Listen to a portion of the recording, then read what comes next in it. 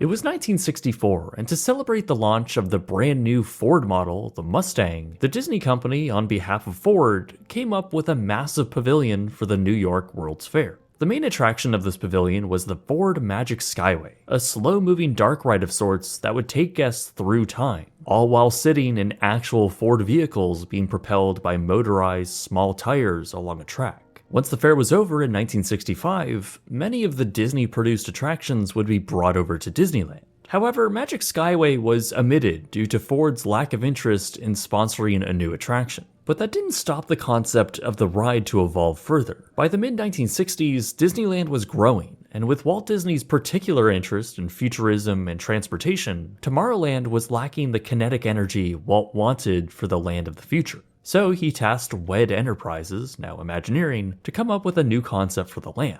Ultimately, they landed on Tomorrowland 67, a complete overhaul with the theme of the world on the move, now incorporating some of those World Fair attractions like the Carousel Progress, but also adding attractions like Flight to the Moon and Adventures Through Inner Space. But at the center of it all would be a new structure containing a spinning ride and something called the PeopleMover. This was taking the technology and ride system developed for the Ford Magic Skyway attraction and evolving it into something brand new. Walt Disney was also developing Epcot at the time, the planned city for the Florida project, and one which would incorporate new modes of transportation like monorails and people movers. So the planned Disneyland PeopleMover was going to be incorporated not only as a technology showcase, but as a legitimate testing platform for the future Epcot city. Walt Disney, however, would die in 1966, just as the new Tomorrowland was being constructed, obviously never seeing it complete. But progress continued on, and the PeopleMover amongst this newly refurbished land opened in July of 1967.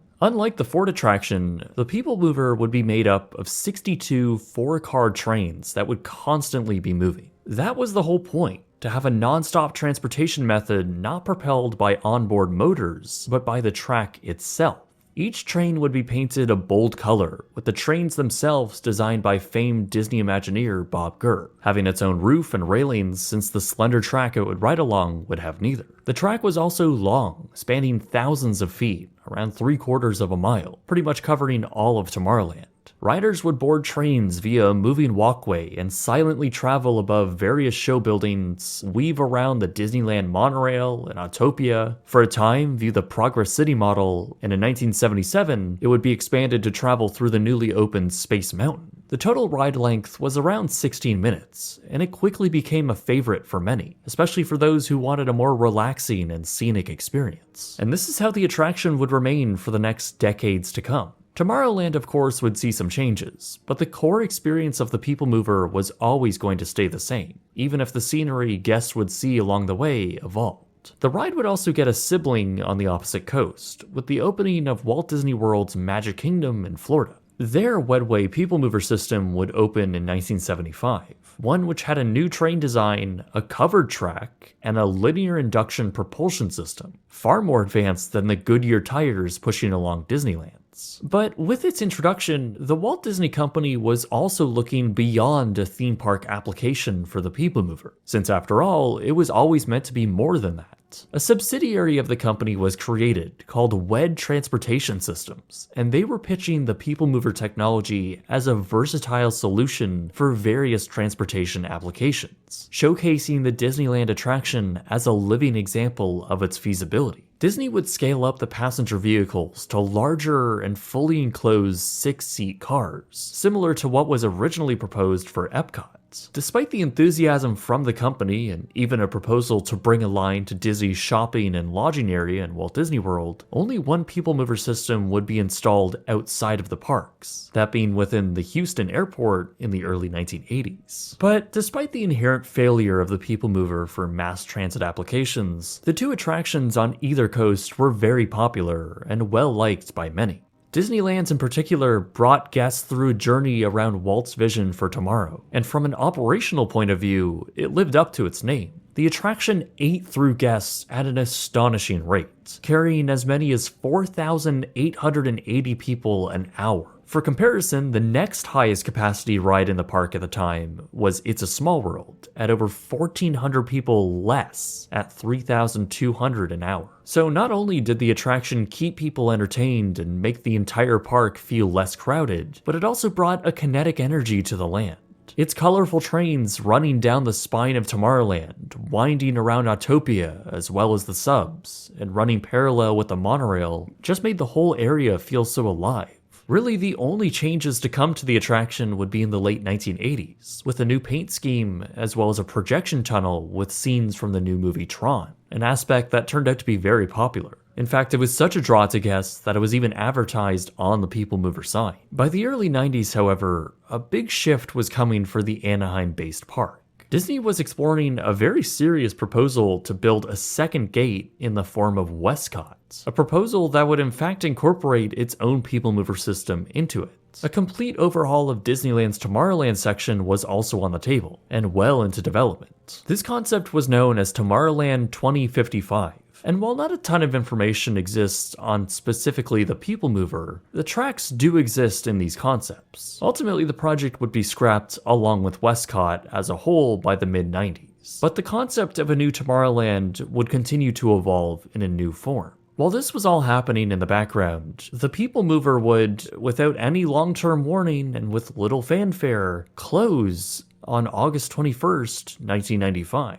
The attraction born from Walt's idealistic view of the future had closed after operating for a little over 21 years. Imagineers would later claim that the docile attraction was fallen out of favor with guests, had become a bit boring, and outlived its time. The PeopleMover trains were removed and the track sat idle with their internals ripped out and trees overtaking parts of it. It would sit this way for around a year. But Disney would announce their intentions for the ride and the whole area a year later in 1996. A land-wide renovation would now transform the now outdated Tomorrowland, which really hadn't been updated since the 1960s, into this, the new Tomorrowland. One that's less about future technology and more about the concepts of decades past on what the future may look like. So Disney would pull the trigger on this new concept, and over the course of 3 years, they would invest over $100 million to bring this new land to life. In May of 1998, this new renovation was complete,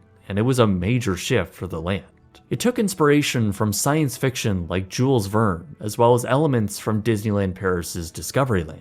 Bronze and warm tones would replace the white 60s architecture, creating an entirely new atmosphere. Now, aside from all of the new scenery and some new updates to existing shows and attractions, Disney also opened to the public what their replacement was for the shuttered PeopleMover. In fact, this new ride would be an e-ticket marquee attraction for the entire new land, and they called it the Rocket Rod.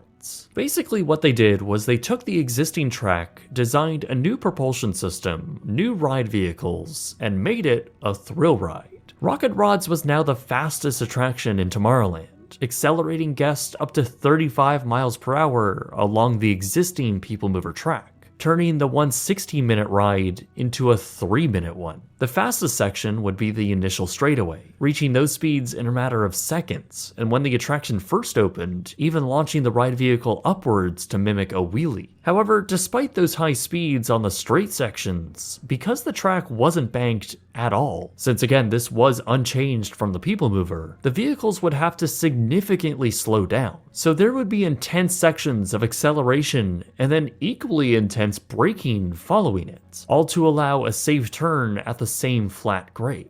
Now, originally the attraction was going to have General Motors as a sponsor, and the track was going to be modified to create banked curves to allow a much more seamless ride experience. However, GM would later drop out, forcing Imagineers to compromise on the attraction and work within a much smaller budget. But regardless of all of these faults, Rocket Rods was being heavily promoted and was figuratively and literally the centerpiece of this new Tomorrowland development. Disney aired flashy commercials and sent famous racing driver Mario Andretti around it on a media event. But despite the jankiness of the attraction itself, many did really enjoy it, saying it was a fun and thrilling time.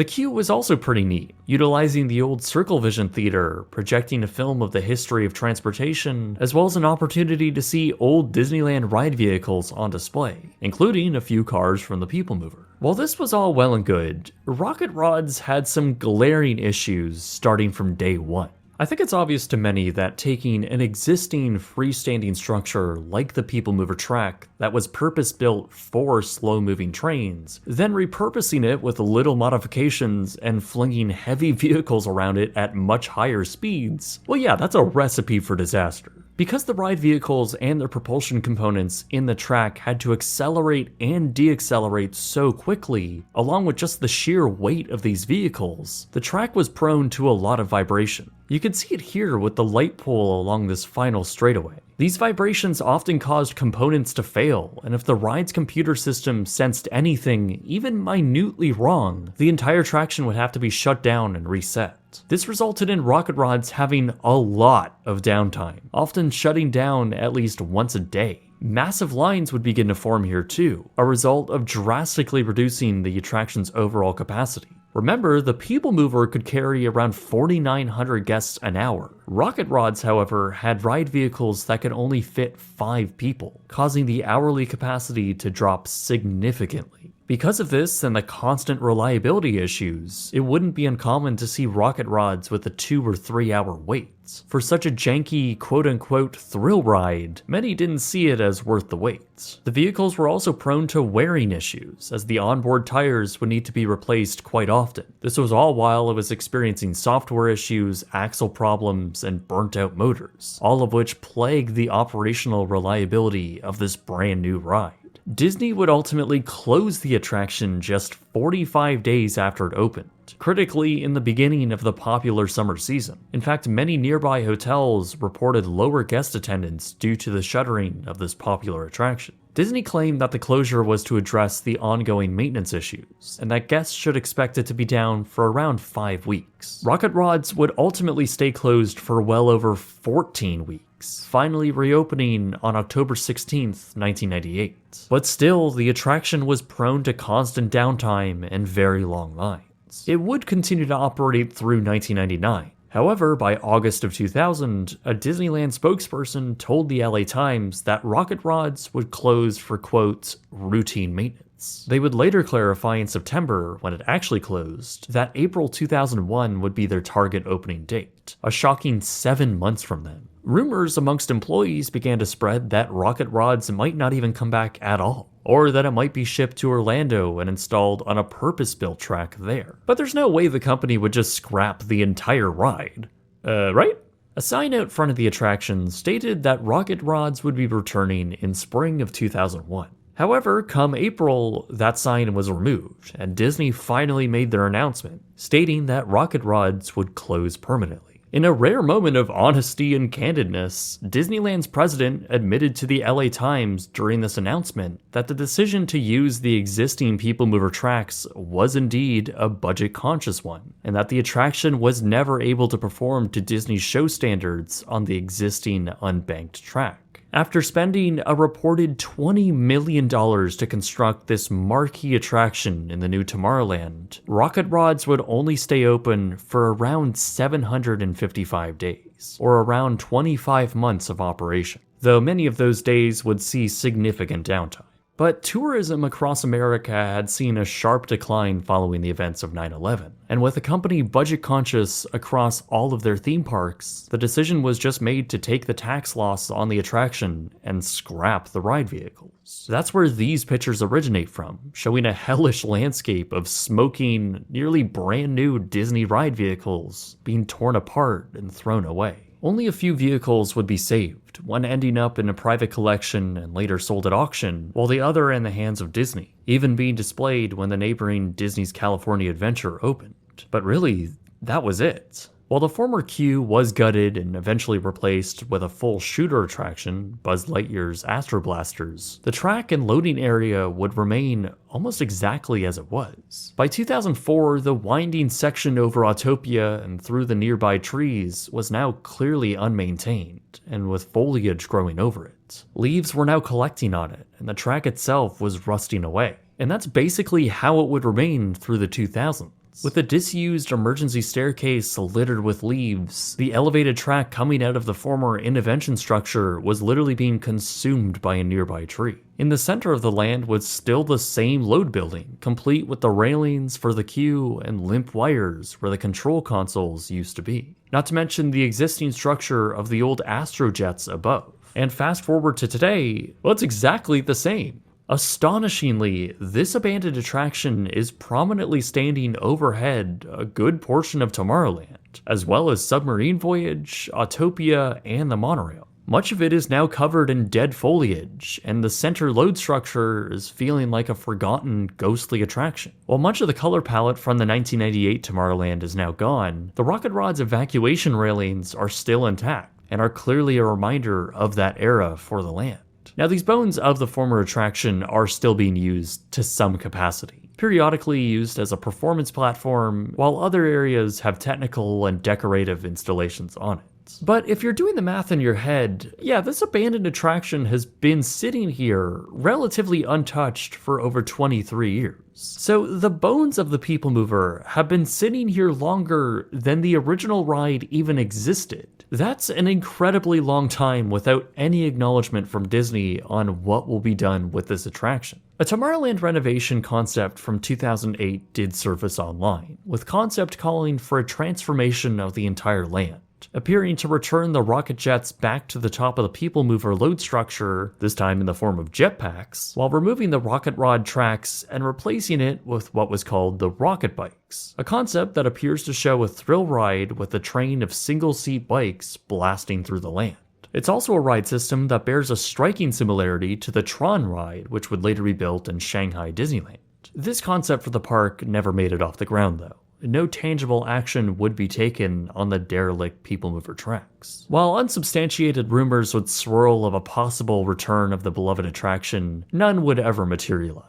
In late 2023, as a part of the Disneyland Forward proposal, which is basically just Disney's concept to the city of Anaheim on how they would like to proceed with the future of land development, they propose a PeopleMover-like system, specifically showing an example of Walt Disney World's. But I think that's been interpreted to be more of a legitimate transportation method over a short distance, as well as a way to gain city approval by keeping their options open. Whether or not they build anything like this remains to be seen. So without any future plans for anything coming to Tomorrowland or replacing the PeopleMover, it's just left there prominently displayed as a massive abandoned attraction. But there are obviously a lot of complexities with repurposing or even removing the track. Remember, the actual structure of the PeopleMover isn't just supported by itself. It's also a part of the buildings that have been there for around half a century. And that means any work that would need to be done on the PeopleMover would extend to almost every structure in Tomorrowland. Structures that are being used by guests actively, and structures that are grandfathered in from very old building code. So it's a massive and expensive undertaking to either demolish it or even repurpose it, which at this point may be prohibitively expensive. The tracks may have also been damaged beyond repair or have deteriorated to the point where they just can't be used. Only Disney knows what that would actually cost, and there are some reports that the company have explored those possibilities. But we now live in a time where Disney only invests money if they can leverage other intellectual properties. And I mean, really, this is not a company that would ever build something like the PeopleMover again. It's frankly much cheaper and easier to leave the abandoned tracks in place rather than spending the money to do something with them, even if that does mean the park is made objectively worse because of it. Since the opening of Walt Disney World's PeopleMover in the 70s and the Houston airports in the 80s, Disney hasn't built another system of that nature, and it's been reported that the company ended up selling their linear induction technology to the Canadian company Bombardier, though both of which are still in operation today. Honestly, the PeopleMover in Magic Kingdom is ironically one of my favorite attractions there, and it constantly gets a 30-minute wait despite it being one of the most efficient in the whole park. So I guess other people do agree with me. But there is something so special about Disneyland's, an attraction that was meant to be more than just that. PeopleMover was an optimistic view of the future, and it also doubled as a leisurely, pleasant journey around a tomorrow in motion. The attraction is so clearly influenced by Walt Disney, and the type of ideas that made Disney parks so special. So it's especially infuriating to see a company which at the time was so cost conscious make deliberate cost-cutting measures for a brand new ride, only to shutter it and effectively throw away $20 million. Disney Parks chairman at the time, Paul Pressler, who was often cited for these intense cost-cutting measures, simply said, quote, "Sometimes we fail. That's show business." But at the same time, they shuttered a beloved classic attraction, one which is important to the park's overall efficiency. Now all that's left is a glaringly obvious sign of their failure, and a reminder of what once was. Really, all of Tomorrowland is in a pretty bad state, in desperate need of a refurbishment. But until that day comes and Disney figures out what to do with it, and who knows when that will be, the Disneyland PeopleMover and the Rocket Rods will remain as one of the most prominent abandoned attractions in any theme park.